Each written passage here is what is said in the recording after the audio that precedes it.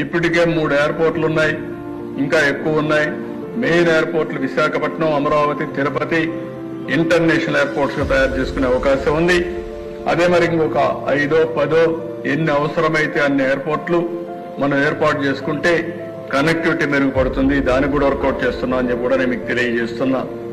ఇంకో పక్కన స్పెషలైజేషన్ కింద ఏదైతే ఎయిర్పోర్ట్ లో విశాఖపట్నంలో మళ్లీ ఒక సివిల్ ఏవియేషన్ యూనివర్సిటీ పెట్టుకోగలిగితే దేశంలో ఎక్కడన్నా ఉద్యోగాలు కావాలంటే ట్రైన్ చేసి ఇచ్చే పరిస్థితి వస్తుంది. ఎంఆర్ఓ ఫెసిలిటీస్ పెడుతున్నాం, అంటే విమానాలు రిపేర్ చేయడానికి ఒక కేంద్రాలు పెట్టుకుని మనం ముందుకు పోయే అవకాశాలు ఉన్నాయి. ఈ విధంగా ఉపాధి కల్పించడానికి, ఎకానమీ అభివృద్ధి చేయడానికి ఏమేమి అవకాశాలు ఉన్నాయో అన్ని ఆలోచిస్తున్నామని కూడా నేను మీకు తెలియజేస్తున్నాను.